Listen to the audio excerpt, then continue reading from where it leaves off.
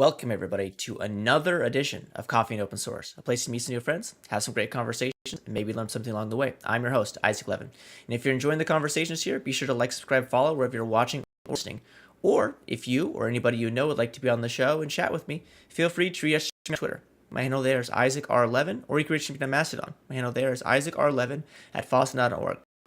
All right, so for folks that might not know, this is round two of this conversation. We had some internet issues on my side last time, and I'm just looking forward to having a great conversation with my friend David Giard. David, do you want to say hello, introduce yourself? Hi, I'm David. I work for Microsoft. I live in Chicago. You can see the skyline behind me. Yeah. Not live, but beautiful day today.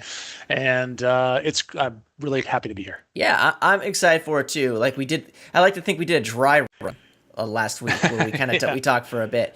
That was the beta. Yeah, right. The super. This is the 1.0. Yeah, it's the super hot bits. Yeah, and so as you know, since we've done this already, I love starting off conversations with people that they're interested in technology, passionate technology, and I think that you fall into that. I'd love to hear how you got started, like origin stories, if you like superheroes. Like, do you want to just let people know kind of how you got started in tech or when you realized like tech was an option for you? Yeah, secret origins of David's career. Yeah. Yeah, I was listening to some of your older shows, and it's like my friend Joe Gadagna was on last week, who's a wonderful person. And there was a common theme that I noticed, at least the shows that I mentioned, was everybody was saying, yeah, I got it started, and I knew I was destined for tech because I was 2 years old and I took apart my dad's TV set and then I rebuilt the whole thing and turned it into a helicopter and a shortwave radio with a microwave oven. And that was not me. That was me. I was like computers and me growing up. We were like oil and water. Okay. Until I was like 30 years old. I was, my undergraduate degree I went to Michigan State University. I got a degree in biochemistry, whatever that is. Yeah, right. And then I went and got a master's in finance, and I actually got a job working as a financial analyst / accountant at a manufacturing company for a couple of years until I was an unemployed financial analyst and accountant 1 month after my first son was born. And I took that opportunity. It was during the recession. In the early 90s, we had a recession, and I couldn't find another job. So I went back to school and studied computer engineering, intending to get a third degree. But I got a phone call right after my second semester, and somebody that I had known years earlier, a friend of the family, said, "Hey, I got this company down in Cincinnati, Ohio, and I heard you're studying computers. I need a computer guy." And I'm like, okay, Cincinnati. Where exactly is Cincinnati? I went down there, met him for the first time in years, and he offered me a job. And I said, well, yeah, I've only got like a couple semesters of computers. Oh, I'll train you. You're smart. So I did. I took the job, moved my family down to Cincinnati, actually northern Kentucky, just across the river from Cincinnati. And it was like I was the computer guy. You know, a lot of small companies have that one guy. He buys all the computers. He writes all the software. He maintains the network. He's the help desk, everything. And I just learned trial by fire. I was thrust into it. I didn't apply a whole lot of what I learned in those 2 semesters, but it was a good experience. I stayed there for 5 years, learned so much, and then I went into consulting and spent 10 or 15 years of consulting before I joined Microsoft. Almost 11 years ago. October will be 11 years. Yeah, no, it's funny. Like you as you're saying, like I do have. I'll say this. I say like a lot of the people that I've had on my show, like to your point, like they got started very, very early. Which is why when I have an opportunity to chat with folks like you that are kind of like, second career or career changer sort of folks, it's always interesting. Because I think some people just kind of have it in their blood, and then some people realize, later in life that really what technology is it's just it's a tool to solve problems. And if you have like that natural curiosity or that want to solve problems, I mean, there's not very many better options for making money. Like, let's be real, than tech. Oh yes, financial has been good for me. Yeah. You make a great point. I think I made I was kind of dismissive, saying, "Oh, I didn't really apply anything for that I learned in these couple semesters of computer engineering." That's not entirely accurate. I don't think I applied any of the technical skills, but the biggest skill you can get from education, I think, is learning how to solve problems. Given a problem, and given a stated goal, how do we get from A to B? Yep. Just figuring things out. And that's a challenge. We're not born with that ability, or most of us are not anyway. So that part of it was valuable. I spent the years studying this biochemistry thing, and I'm not I couldn't tell you what a polypeptide is, or what the Sure. Krebs Sure. cycle is Yep. anymore, but I did learn how to solve problems. I learned how to think critically. I learned how to research things, and those skills have really. I learned how to meet deadlines. I learned how to sit in a boring class and still retain the information. These are skills. These are important skills. Yeah. Yeah, no, it's very very funny. Like, and I love that you're like, oh, I took my computer apart and I built a helicopter. Like, I'm very much in that camp. Like, I remember taking apart remote Oh control yeah. cars, and I remember, I've told this 1,000 times on the stream, so I apologize for folks listening. Like, we got a computer when I was like a sophomore in high school. That was my first computer, and this is like early 2000s. It was like an HP compact something something, and I took it apart like day two, like just 'cause I was curious. And my dad, I bet like, your parents were yeah, thrilled. yeah, my like in we didn't have a lot of money growing up, so like the computer was on like we did the computer on layaway, and it was like a big deal. And because I was the one that like knew about computers, it just so happened to like go in my room, which is interesting. The family computer was put in my room. It's a terrible idea for a teenage boy. Um, and yeah, I just took it apart, and my dad was like, "You need to fix this like right now." So I had Yeah. to, and I didn't have access to the internet to like figure out how to put together a computer. Like, I just kind of, I think this goes here. I think this goes here. Some trial and error. I'm very surprised because that was back in the day where you could just mess up the CMOS or mess up the BIOS, like no problem, right? If you did things wrong or you plug things incorrectly. But yeah, it's funny how like technology is one of those things where if you get into it early, you have like a completely different opinion of how technology helps you than if you got like a little bit later because you were already an adult, right? So like you Right. just I was saw, well into yeah, adulthood. like you just saw technology as like, okay, this is a thing. Um, I'd imagine at some point though, like you realized pretty quickly that you had a knack for it. Like, do you remember like Yeah. when you like when it really dawned on you? It's like, oh, like I'm more than just like the computer guy at the office, right? Like this is something that I could take these skills and apply them to like other jobs or even like you mentioned going into consultancy, like changing careers even. Yeah, I was well when I think I discovered I had a knack for it when took those 2 semesters. I realized I was a B student as an undergraduate, and then I was an A student when I was studying computer science or computer engineering. Technically was I was in, but and I realized, oh, this is actually something that I'm good at. It's like hunting for buried treasure. I can make a career of this, and I fully intended to finish that degree, but I ended up getting a job offer, so I didn't finish it.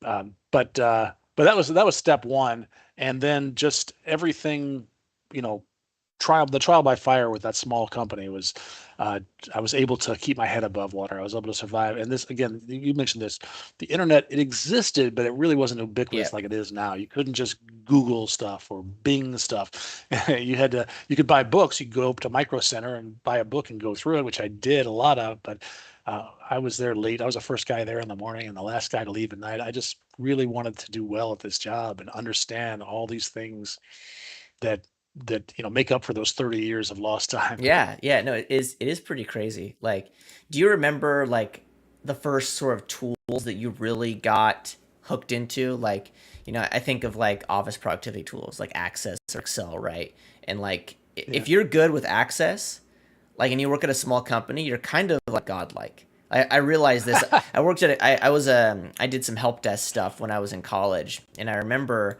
like vividly like everything was in Excel, and they were like trying to like build like reports, and I was like, why don't you just use like Access? And they're like, I don't know what that is. And I was like working with the help desk people, like so they knew about Office and they knew about that, but nobody had really thought about like what Access provides. And I just built like a little inventory management like system where it's like I took all of the PCs that we had in our inventory and different things. And literally, like I remember, like the guy who ran the help desk was like how did you do this? Like very very surprised, right? It was Like, yeah. Do you remember? Yeah, exactly, magic. right? Like Matt, like this person looked at you kind of like you have like some witchcraft or wizardry ability.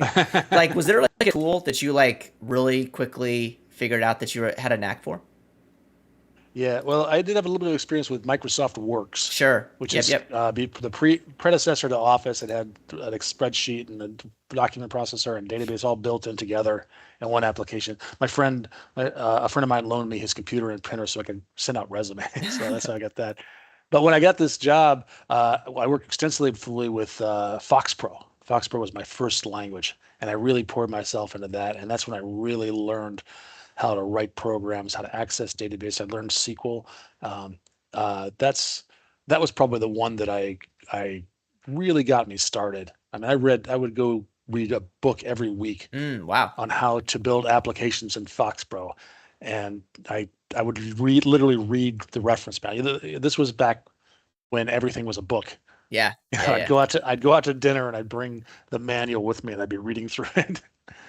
Yeah, it's funny how they're. I mean, not to say that people nowadays don't read, because that's not accurate. But like I guess like it's funny because I got into tech when like books were still very prevalent. Like you would go and buy, like .NET or ASP.NET 3.5. You go to the Barnes and Noble or whatever, and now it's you see like books every now and then that are I have friends that have written books, and sometimes I like, why? Like, why'd you decide to write a book versus, doing some content? And there's still money to be made in writing books, and I think that there's still some allure to it because it's cool to like be a published author. But like, I'm curious to know, like, as somebody who started off in like the consuming content via books, like, is that something that's kind of stuck with you, or do you like is everything all of your learning is like online with docs or YouTube or whatever? Yeah, I think I've migrated like everyone else to more um, consuming smaller bite-sized bits of Yeah, information yeah, rather than that idea. Let's buy a book that has a sample application and yeah. build the whole thing through that. It's a lot of time to do that. So yeah, I do that. I do actually watch a lot of online courses on Hmm. either Pluralsight or LinkedIn Learning. Those are Yep. both have a lot of really high quality courses on Yeah. there. Um, and then blogs and Hmm. videos, and it's just hard to devote that time to a book. And I actually co-authored a book like about 10 years ago, Sure. and I think to your point, I put a lot of time into it, and I've got one check, and it was for like, I don't know, $30 or something Oh like wow. that. So I never did the math, but I bet it's less than 50 cents an hour. Yeah, I mean the book game is interesting because some at least with some of the publishing houses, they'll give you kind of like an advance, and they give you like a little bit. If you're famous, Yeah, I yeah, guess. yeah. Or they'll give you a little bit, or even if you're not famous, they'll give you like a very very small advance because they're like, oh look, you can get $2,000, and then when you finish the book, it's like, well, it's gonna take me like 6 months to write this book. Like I don't know about Yeah. I don't know if but again, I have some friends that have read books and they're great. Like I'll read. I'm not gonna read the whole book because I can't read a whole book of any genre. But it. What? No, I don't believe I that. don't read. You can't read a novel? Oh no, like oh this is the whole thing. Like okay, so like I was never a reader. Like and Okay. it's very very strange because like when I was in high school and in college, I almost took pride in the fact that like I think it wasn't until I was like in my early 20s that I never like read a book from beginning to end. Like So this is amazing. yeah, I mean not really. It's I kind of can't. It's hard. it's It's kind of hard. It's hard for me to relate it's a to bit this. embarrassing, right? Like I remember like I know, like, I've never read, like, any of the classics. I've never read, like, The Catcher in the Rye or Great Gatsby or any of these classical novels that everybody They reads, right? weren't inside. They weren't assigned in high school. No, I mean, they were, but I just would skim them. I have all of this Ah, knowledge about all these books that I've never read. It's very ah, strange. Like, I'm a bit of like a trivia person. Like, I just remember okay. things, like, that don't matter at all. So like you can ask me stuff about books that I've not read, but because they're in pop culture or because I've maybe read the Cliff Notes or Spark Notes or whatever it's called at some point, Yeah. I remember them. Like I remember Who is Holden Caulfield? Holden Caulfield's an author. I can't remember the No, book. no, he's the character in Catcher in the Oh, Rye. is he? All right, whatever. J.D. I Salinger guess, was the yeah, author. yeah. I guess I'm not as smart as I thought I was. But no, You're so not as you're trivial. not as trivial. I'm not as trivial as I thought it was, and I was on the spot too. Like, I mean, let's think about it. I know. Yeah, I no, heard that. We can cut that no, part no, out. but it's fine. It's fine. I like looking like an idiot on my own show. No, but like it was one of those things where I would like I would intentionally like tell people like, oh, I don't read. I'm not a reader. I think it's because I just lose focus. Like I've read, like I like audiobooks because I'm able to multitask. That counts. Yeah, I can't do that. I can't yeah, unless it's like something like driving or exercising. I couldn't like listen to an audiobook and code Yeah. or anything that takes concentrated brain power. yeah. But the long and short of it is that I'm not a very avid reader. So like the idea of like reading like a technical book, Okay. like I can't. I even have a hard time reading docs. Like I'll like if I read if there's like a doc that I'll get to, like I'll skim it like I think most people do. But then like I get like if it's Well, docs typically have really boring plots. yeah, It's exactly. never a good twist at the end. Or yeah, and usually you don't go to docs to learn. You go to docs to solve a problem. At least in my case. All right, that's fair. Yeah, That's fair. But yeah, so back to like the book versus like more I guess modern ways to consume content, right? Um, do you think that there ever will be kind of like a revert back to like the idea of like because you said something very interesting about like short form versus long form content, right? Like Sure. Yeah. There's only so many hours in a yeah, day. So but that's great challenge. yeah, but it's funny because like people will invest like at conferences they'll go to a workshop, which is like Right. it's very Maybe an it's all day or maybe a 2 or 3 day yeah, workshop. and that's like that to me. So I've delivered workshops many times, and I'm always surprised by the amount of people that want to sit for like 8 to 9 hours and learn something like because that's very exhausting, right? Right. So I'm curious as your thoughts like is there like a happy medium or is there a happy medium as it pertains to like the content size in your opinion or is it just depends on what the goal is because like with a workshop like you said similar to a book where like we're going to build an application like I have an ASP.NET workshop where we build like a conference management system like a tech conference management system and there's like a bunch of moving parts and it's cool but like I think about it, it's like is this too much for people to consume and I ask like during the workshop, like, are we doing good? Are we going too fast? Is this too much stuff? And people are always very nice, which I'm always very wary of. When people are like, oh, it's great, we're loving it. Like, okay, You don't know if they're just being polite yeah, or if they're being exactly. honest. So, Yeah, I so understand. yeah, so I'll quit my rumble. But like, my question is like, do you think that there's like a happy medium as it pertains to like content size per goal, or is it very much like people driven? Like certain people like certain lengths of content. Definitely the latter is true. Some people people learn in different ways. Some people like to read, some people like videos, some people like hands-on, sitting in a classroom, and they're optimal. Some of us like, a variety of things, Um, and some people have longer attention span than others. I think the appeal of those workshops you're talking about, and the reason why people like them, and I'm going to just go ahead and say that people did like them because if they didn't, they would just leave. You Yeah. don't have to finish the workshop. Yeah. It's not like you're going to flunk out of college Sure, if you don't sure. finish the work. So if they're staying there and they're gutting it out, they are getting something out of it. So I don't think they're just blowing smoke when they say Yeah. that it's good. Especially after lunch, right? So like if it my Yeah. rule of thumb is like the workshop is going pretty good if like people stay through lunch. Because after lunch, like typically like at conferences for people that don't know is that there's sometimes there's all day conferences. David also mentioned there's like multi-day conferences, but there's also like half-day conferences or 2 hour or half-day workshops, 2 hour workshops where you can kind of like go in and get a little bit more than what you would get in a typical hour-long session, but it's not all day. So like from my experience, if people bounce out of a workshop, I think of one or two things. Oh, like there might be another workshop they're more interested in, or the pessimist in me is like, oh, this like my workshop is pretty trash.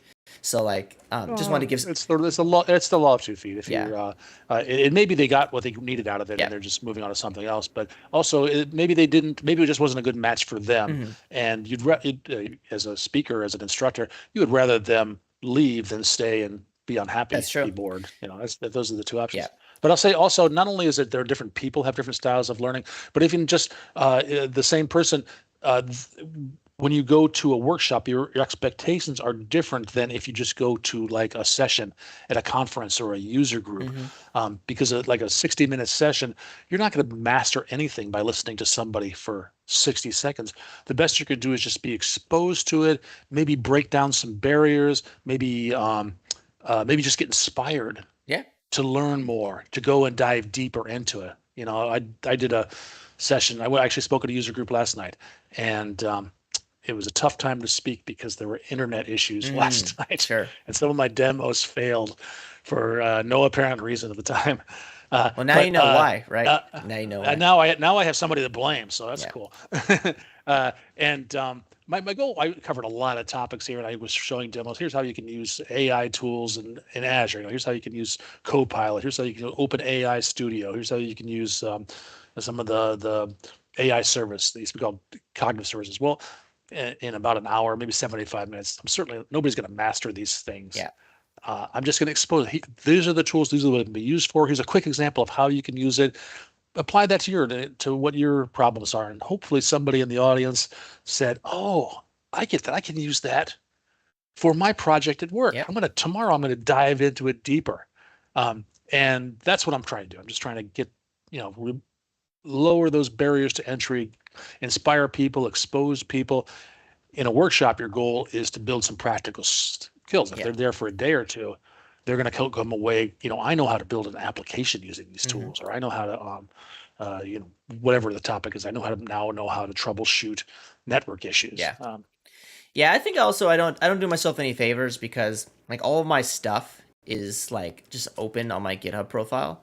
So like, I could very much like if somebody was to go to my workshop or even somebody doesn't go to my workshop, they come across my workshop repository with all the steps and everything. It's like basically people go to the workshop to have me walk them through it and answer questions, right? So I'm there as kind of Sure. like a help desk of the workshop or whatever, where like kind of like an instructor. So I totally understand if somebody was like, okay, well, I got the repo and I'm just gonna go and learn on my own. I don't need Isaac to help me, which I think is cool. Some people, That's totally valid as some well. people are. That's the way they run. Yep. Yeah. It's like I would compare that to like there's Microsoft had the Build conference about a month ago, Sure. and a ticket was a couple $1,000 plus the cost of a flight and a hotel. It's expensive to go Yep. to the Build conference, and yet it's sold out, even though pretty much all that content is available online. Yep. I watched the Build conference. I sat at my home on my desk for free Sure. Yeah. and watched it. Yeah. And there's the other cost is the lost time and work. Yep. The time I Yep. spent watching that was time I wasn't working, but I had less lost time.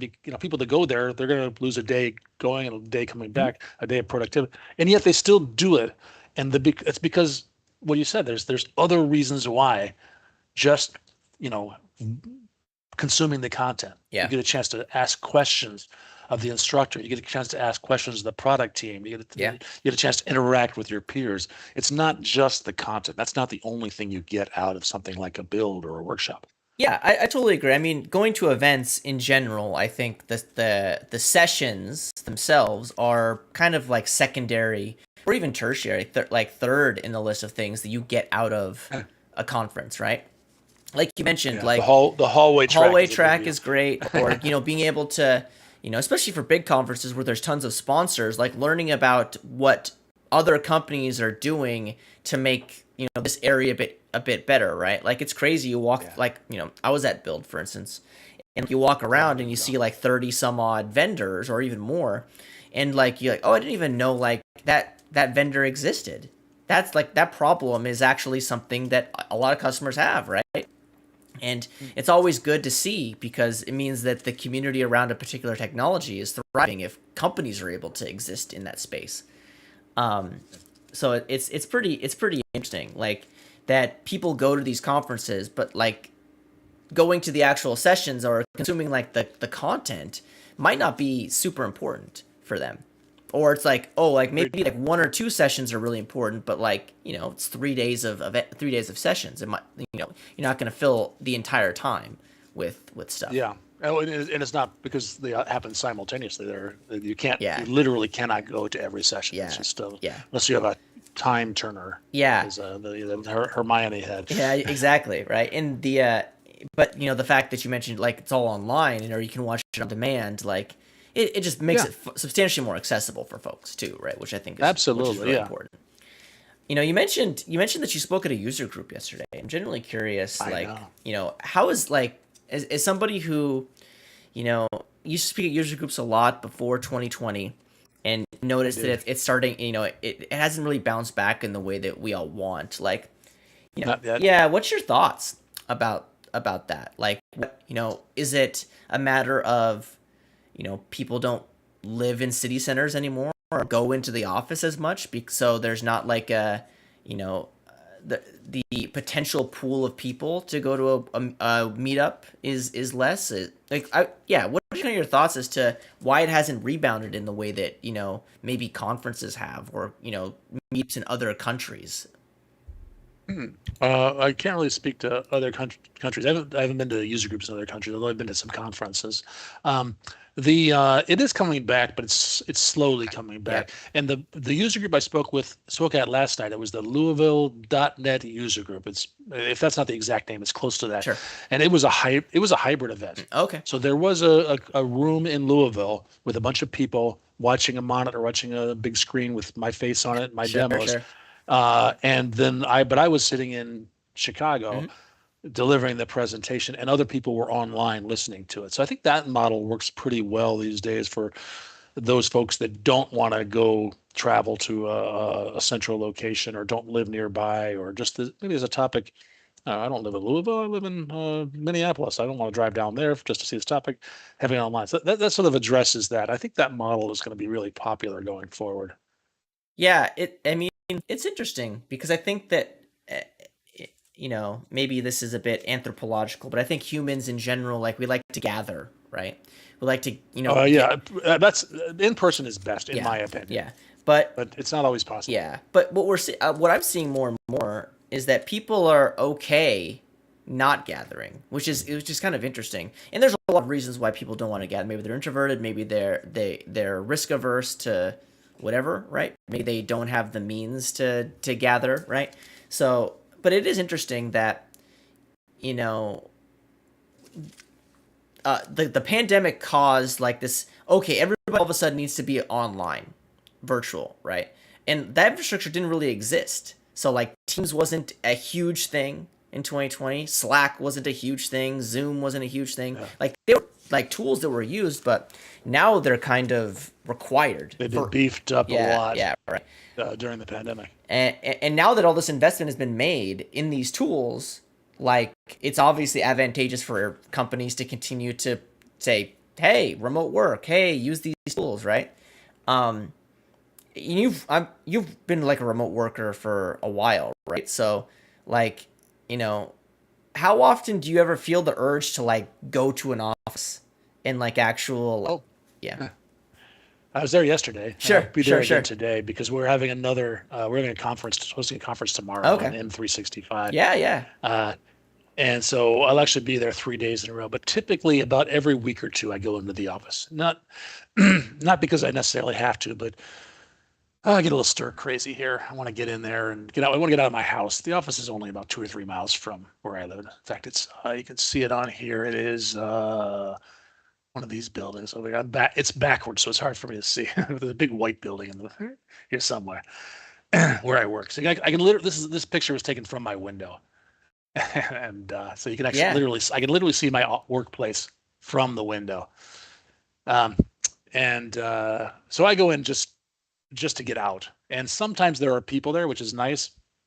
Um, there wasn't anybody there yesterday. It was pretty quiet. Yeah. So, it's interesting to me because I like to go into an office too, but also I like my nest that I've kind of built, right? Like I like my office setup. I like all these things.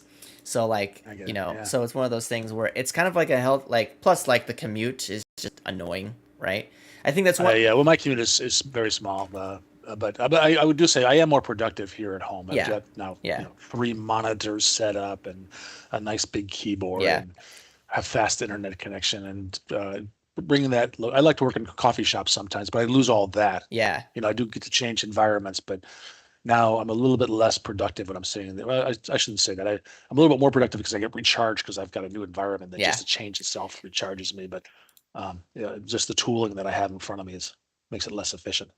You mentioned the coffee shop, which I think is interesting. Are you a headphones on in the coffee shop, or are you the I like to hear all the ambient noise at the coffee shop kind of person? Well, I'm headphones on because I think it's kind of rude to the other Sure, people to if you're in a include meeting, them. sure. If you're in a meeting, that's sure. But like if you're not, Oh, you mean just like listening to music? You mean yeah, yeah, that? Oh, if I'm just typically no. The only time I put headphones on if there's somebody the next table is talking really loud on their cell phone, then I'll put the headphones on. Otherwise, I mean, coffee shops often have pretty good music playing in them anyway. yeah. But it's like it's also like the I just kind of like the energy of a coffee shop is fun, right? Like Yeah, people are yeah. coming in and they're like everybody's kind of living their lives and there's a bit of chaos because again, people just they go in, they want their thing and they want to go, right? Um, Sometimes there's they just want to linger. yeah, but it's definitely one of those things where I think that at least for me, I enjoy it a bit. It's also because I like to people watch. I like to maybe Yeah. look at somebody who's working in the corner when I'm working. I'm like, what's that person working on? What business problems are they trying to solve as they stressingly like drink an americano and they're just like staring at a laptop like I am. Um, yeah, no, Yeah, and people, it must be hard to get work done if you're thinking about that. yeah, sure. I But mean, I was yeah, thinking, I was in a coffee shop one time, and the table next to me, I couldn't help. They were talking. There was a guy who was talking really loud. He was mansplaining to his date, sure.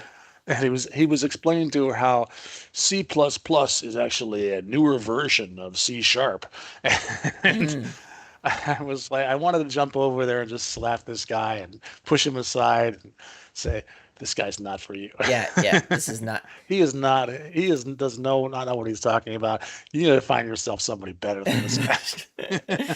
I didn't. I kept that out Yeah, in my fantasy dreams. That was yeah. what I wanted to do. It's not in our best interest to insert ourselves in things like that, even though we know that we'd probably be doing a positive service for something. Um, yeah, it is pretty fascinating. Like, you brought something that I find interesting is like there's a lot of people that have very strong opinions, and their It opinions. wasn't a strong opinion. He was just Yeah, wrong. no, well, that was what I was gonna say, and those opinions are kind of not based in fact, right? Like you see it a lot where people have like hot takes on Twitter or hot takes on whatever about some tech thing.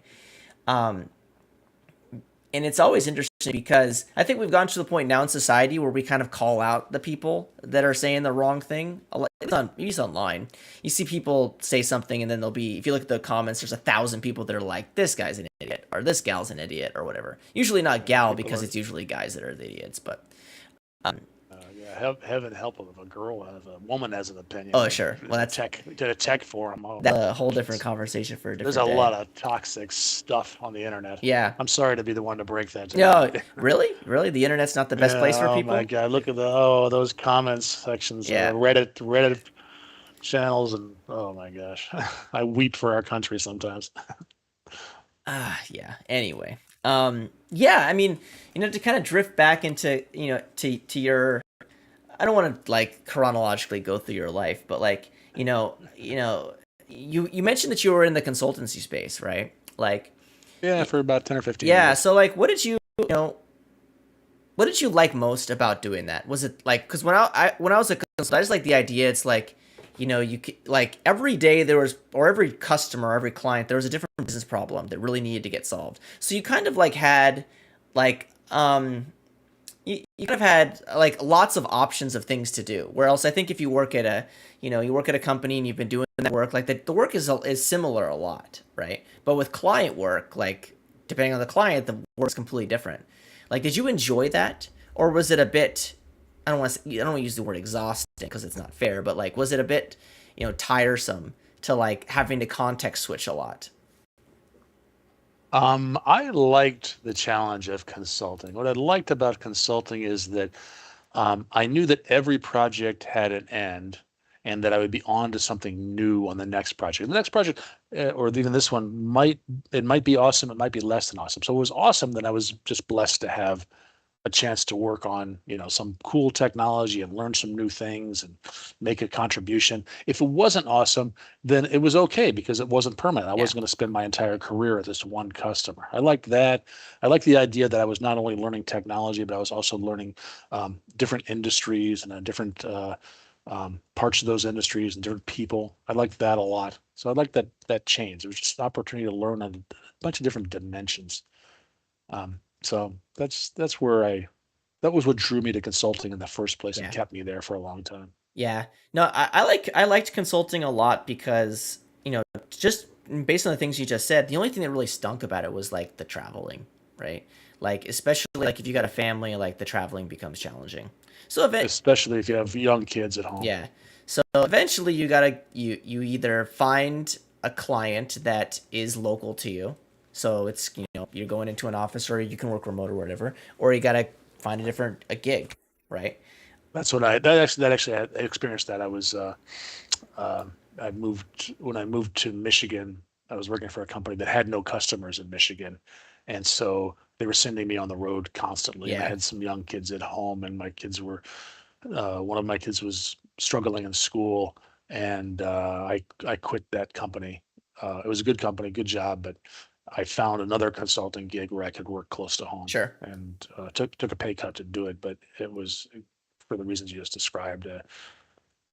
But then my kids eventually grew up, Yeah. moved out of state, and I went to work for Microsoft and moved to Chicago. So uh, I got to take control of my life then. Yeah. So like what was your, obviously if you go from working at smaller companies or working at a consulting company, most consulting companies are really big.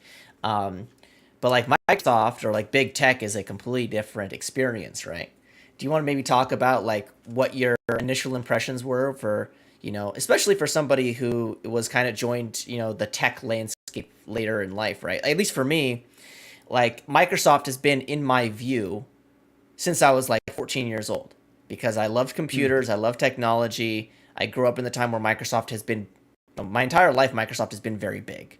Um or my entire like I guess like remember like memory based life like and I'd love to get your thoughts is what was it like joining a big tech company after working in these different fields that weren't at that scale. Well, I did work for some big consulting companies. I worked for Sogeti, which is Yep. owned by Capgemini, and for Avanade, which is owned by Accenture. These are really like Accenture is even bigger than Microsoft, Yep. actually. And I also worked for some small consulting companies as well. I don't know if this. I'm not sure if I agree with this idea that consulting companies are always big. I think there's a huge variety of them. Mm-hmm. Um, but to answer your question about joining Microsoft and the impact it had on me, I was actually like you. I was engrossed in not for my whole life, but I was engrossed with Microsoft or involved with Microsoft for my professional life. Yeah. When I first got into this field in the what was that, the mid 90s or late 90s, the Windows 3.1 was out, and Windows 3.11 what's it called again? Anyway, there was a peer-to-peer networking version of Windows Yep. that work groups. That's it. And we used Windows and we used Office and we used Fox Pro, which is Microsoft had acquired. And so we even used a product called LAN Manager for our networking software, which eventually evolved into Windows NT. And when I got into my professional career, Microsoft was big in it. And when I moved to Michigan, I started getting involved in the tech community in Michigan, and Mm. I started to get to know the local technical evangelists. Microsoft used to have this team of technical evangelists, and they would go out to user groups and conferences and engage the community and teach us about their software and answer our questions, and they would evangelize too, get people excited about that technology. And I was getting involved in it. My friend Josh Holmes, do you know Josh? That name sounds familiar, but I don't think I've met Oh, him. anyway, great guy. He kind of introduced me to the local tech community and invited me to speak at some conferences and user groups. And I discovered my passion there. And I met people like Jennifer Marsman and Brian Prince Yeah, and some other folks that were in this evangelism community. And after a while, I said, "You guys have the coolest job in the world. How do I get on your team? How do I get your job?" And the answer was, "Well, you'll have to move because Michigan isn't a big enough market for us to have a second technical evangelist. Jennifer's already here." But eventually I did get the job. It coincided with my kids graduating and moving out of state for college and grad school. And it was like I had been interviewing for this job for the last 5 years because I was I was a Microsoft MVP, which I think you were as yep, well. yeah, I was. And so you know what a lot of the stuff that a technical evangelist does gets paid to do. MVPs, I was doing it for free. And like, wow, this is amazing. I got my dream job here. I'm getting all the stuff that I'm doing in my spare time, taking vacation time to do. Now they're going to actually pay me to do it, and I'll get credit for it. The more I do it, the more I can. So my perception of Microsoft was really covered by that experience of getting involved in the tech community, interacting with the evangelists, and helping to run conferences and speak at conferences, and then to move I became an evangelist. That was my initial job at Microsoft, and it was just absolutely an amazing experience. It was a job that it literally was my dream job. Yeah, yeah, it's and now, like, if people think of the term, if people might not be familiar with the term developer evangelist, it's kind of like the predecessor to like what you see now with DevRel, right? Like, Yeah, it still exists, but it's smaller. yeah, it's so I'd love to kind of get your thoughts as somebody that was kind of early in the, I guess, developer relations, technical evangelism space. Like, what did you like about it? And like you mentioned, it's a dream job, right? But like, what Yeah. didn't you like about it? Oh, what did I?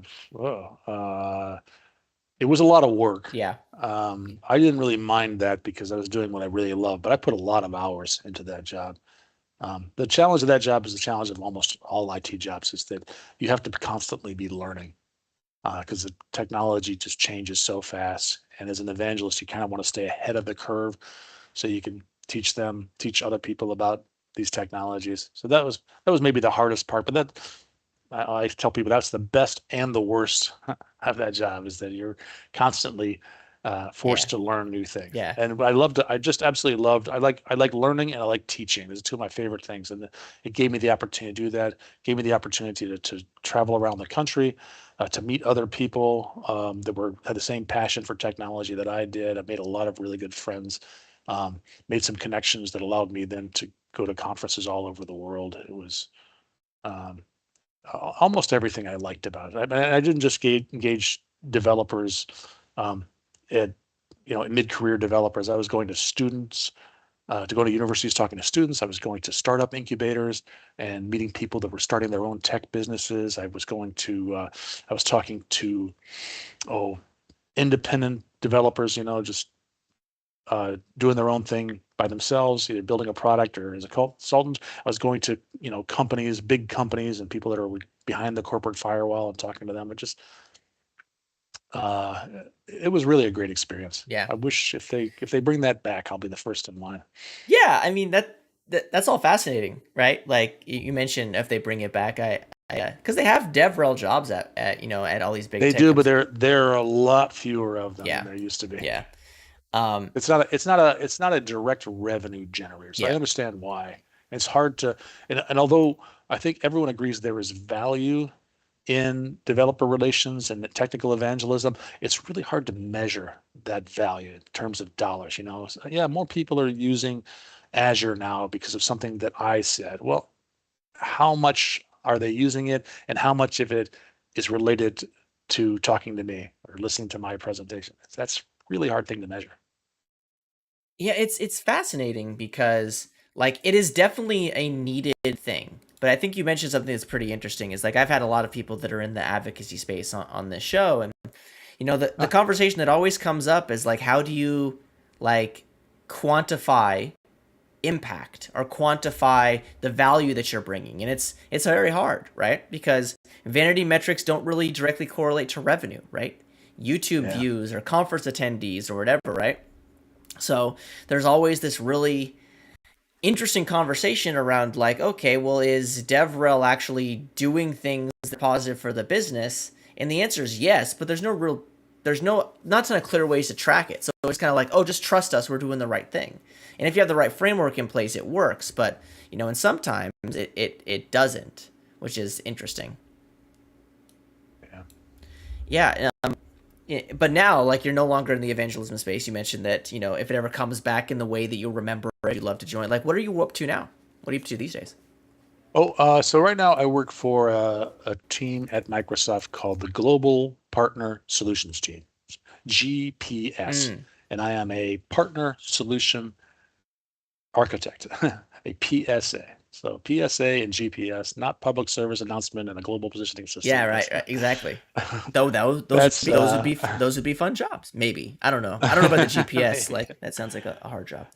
So what I'm doing now is I'm helping partners to build applications and services and deploy them to Microsoft Azure. That's Mm, that's really my yeah, role. And some of those are system integrators, these big consulting companies that we've talked about. Some of them are ISVs that are building uh, services that are published in the Azure marketplace. But in any case, they want to either for themselves or for their customers build and deploy something for Microsoft Azure, and I help them to design that and build it. What teach them about the pieces that are go into it and how they fit together and how that applies directly to what they're trying to build or what they're trying to offer to their customers.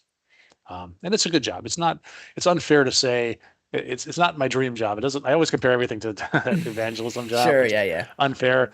And but it's still a really good job. I work with really smart people, and more importantly, the smart people that I work with are all willing to share their knowledge yeah, with me. We're yeah. all novices at something, and if I raise my hand and ask a noob question, nobody ever says, "Oh, that's a dumb question." No, they're perfectly willing to share their expertise with me and maybe bring me up a peg or two in my knowledge. I just absolutely love that. Um, that's a huge factor. Yeah, yeah. I was gonna ask about that, like the idea of like because good, bad, or indifferent. Like when you hear the term architect, you immediately think like, oh, this person like kind of knows everything, right? Or at least has an idea of like they know how all the pieces or the parts are supposed to fit together. And I love the fact that you're like, well, if I ask a dumb question, like people support me. Um, but with that, like I imagine you also need to you need to be a subject matter expert in a lot of places, right? So obviously with the customer work, or not the customer work, the partner work that you're doing, like you need to spend a good amount of your time, like we talked about earlier, like keeping up to date. Like, so what does that balance look like for you? Where it's like, and do you like to like build something to learn? Do you like to read something and then maybe like correlate it to something else? Like, what is the best way for that you're staying up to date with like the latest trends in technology? Oh, that's a great question. What I like to, I take a multi-pronged approach to learning. Mm, I like to first consume what other people have written about it, and then I like to play with it and maybe build a little sample application. But ultimately, I think the way that I learn best is I have to teach it to someone else. If I can do that, if I can build something and teach someone else how to build something, then I feel like I've got a good handle on it. And I do that with, I have a YouTube channel called GCast. It's like Giard, G for Giard, cast for screencast. And these are like uh, 15-minute videos of how to do a thing, how to create an Azure OpenAI service or how to use Copilot or use GitHub Copilot, things like that. And A lot of times, I also have a blog, yeah. davidgiard.com, and and on there similar things. What happens is if I learn how to do something, I'll document it in written form on my blog and in video form on this show. Okay. And And mostly it does a couple things. One, it just helps me to reinforce the learning because I'm kind of explaining it not to another person, but really to myself. And then also it is notes to my future self because Yeah, a lot of times I'll learn a always. technology and then I won't touch it for another 18 months. And someone will say, "Hey, does anybody work with this before?" And I'll say, "Well, yeah, I did, but I've forgotten everything I knew." And if I just all I do is say, "I've touched it," then they'll, good, you're an expert. Yep. Well, you know what they say, And, like and, you just have to be one page ahead of your students, right? Like that's isn't that what? yeah, Yeah. well, 18 months later, I'm not even a page ahead because so much of it I've lost so much of that knowledge. But I've made these notes to future David, and I can go back and watch these videos, and I can read these blog posts, and hopefully other people watch and read them as well and get something out of them. But the primary thing is that I am doing that to reinforce my learning today and to refresh my learning in the future when I have to go back to it. That's really what I'm trying to do with that, and that's a big part of how I learn. I mean, I read blogs and I watch videos, and I mentioned Pluralsight and LinkedIn Yeah. Learning. I do take a lot of, like when I'm sipping my coffee in the morning, often I'm watching Sure. some video because my brain hasn't quite kicked in. It's easier just to kind of be passive. I've been actually learning Spanish. I signed up for Duolingo. I'm Yeah. on Yeah. consecutive day 40 of Wow. learning Spanish right now, which Nice. is muy Oh, bueno. very good. Very good. Very good. Yeah, so I decided at one point to learn German and I'm like 200 and some days Huh? into a streak in German. And Oh, and awesome. and if you were to Wunderbar. wunderbar. No, if you were to ask me like say one sentence in German, I could not. I could not. It's Es freut mich, Sie kennenzulernen. oh, yes, sir. Yes, yeah. Bitte. Yeah. It's very it's fun though because it scratches a different part of my brain. Which I think as an adult, it's a bit harder to learn a language unless you have the skill of learning languages. Um, Definitely is easier as a yeah, kid. No question um, about it. yeah. I'm hopeful that my this partner team I mentioned that I'm on now. It's well, the partners we work with were all across North and South America. Oh, very cool. So I'm hopeful that somehow someday they will send me to a Spanish speaking country, Very good. and there are many of them in South America, and then I'll learn it. I'll Yeah, really learn it. yeah. Well, it's This one would of be a those. good starting point. Yeah, it's one of those things where it's been proven over and over again. Like immersion learning is the best way, right? Like you know, Yeah, but it'll help if I have some foundation, exactly true. Exactly true. which I'm trying At to do least you'll now. recognize words if you see them on the street. Like that's a big thing too. Like having conversation is very important, but like, do you really want to have your phone out constantly, like pointing? I mean, now like phones, you can point at a picture or a street sign and it'll translate it for you. But Uh, like, do you uh, really want to do that when you maybe might know like 100 and some 200 words, like that you can like yeah. see and know what they mean immediately? Um, yeah. Conversations are hard because accents are so widely, Yes. especially among a very popular language like Spanish or English. Yeah, no, I mean, yeah, it is crazy. Like I hear, like I'll try to watch like a telenovela, and like some people, like they also people speak so fast.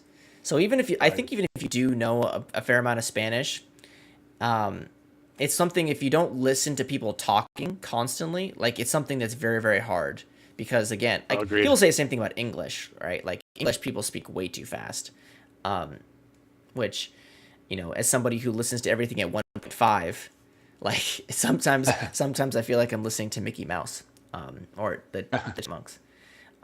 You mentioned conversations too, and I want to kind of end our conversation.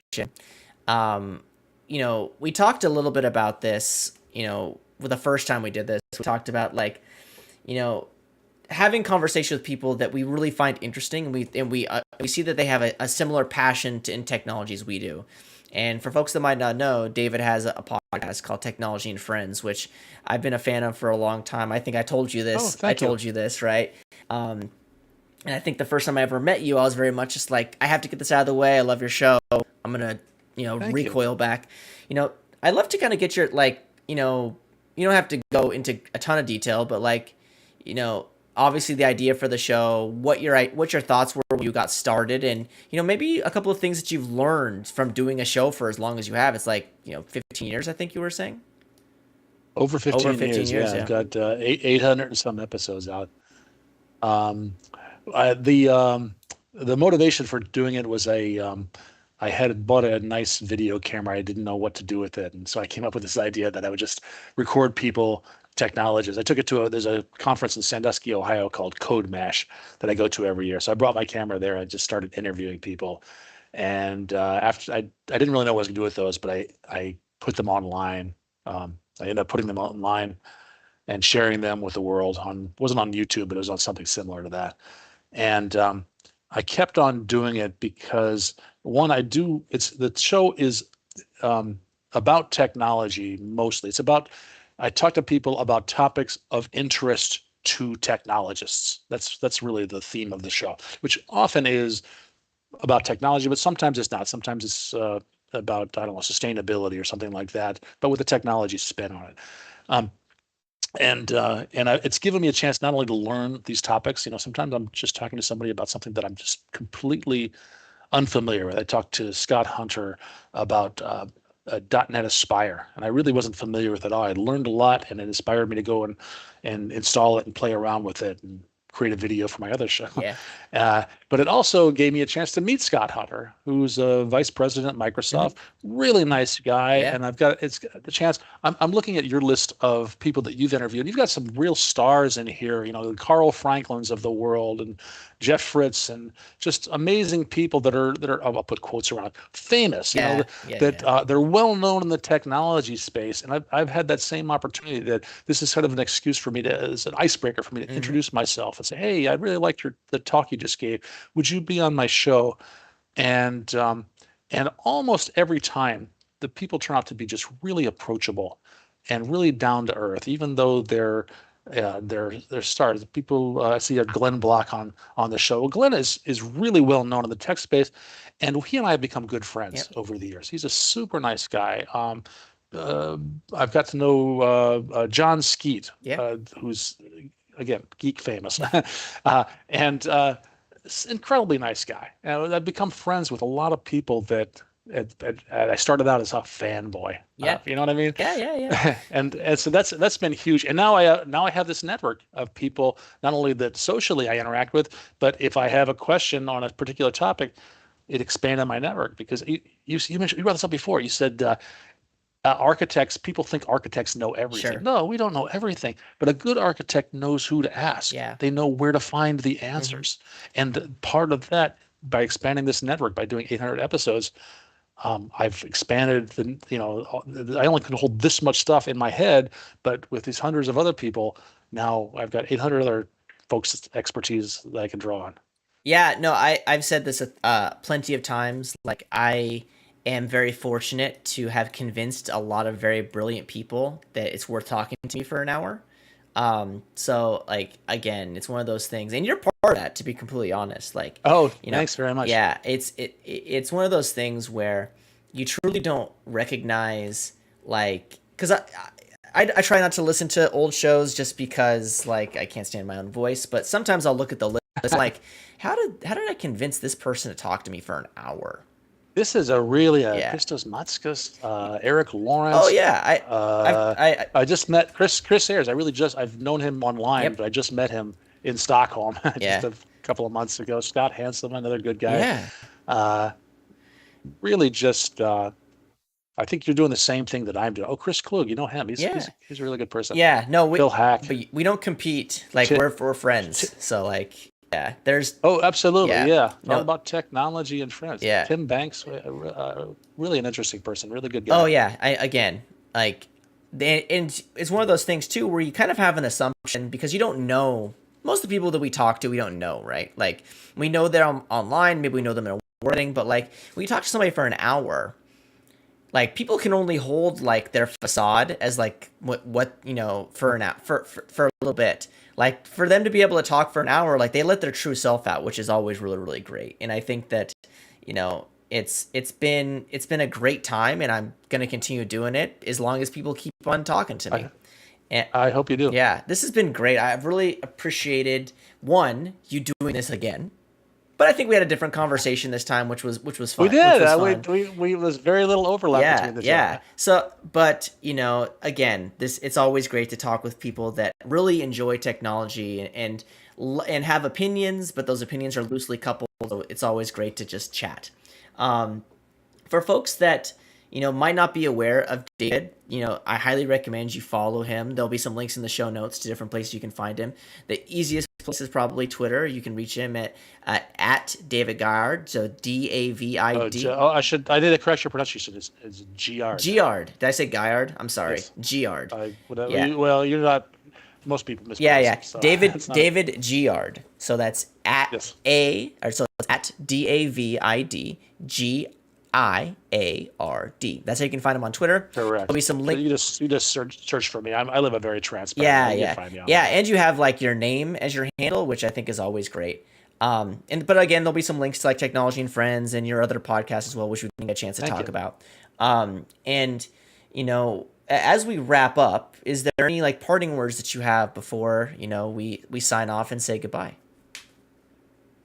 Oh, just everybody at home, be kind to each other. Yeah. We're going through some hard times right now, and people are forgetting that we have more in common than we have differences, and it's easy to forget that with all the loud rhetoric out there. It's just everybody's going through something. Yeah. Lead with kindness. Yeah, I can't agree more. It's one of those things where just a little bit of empathy and a little bit of kindness goes a long way. And, with that, I'm glad that you took the time to chat with me. I'm glad for the folks that listened in to us live on a different day. So thank you for taking extra time out of your week for us. And thank you for all the folks that are listening in the future. This has been a great conversation. I really appreciated it. Thank you so much, David. And my name is Isaac Levin, and this has been Coffee and Open Source. I hope you enjoy the rest of your day. Take care.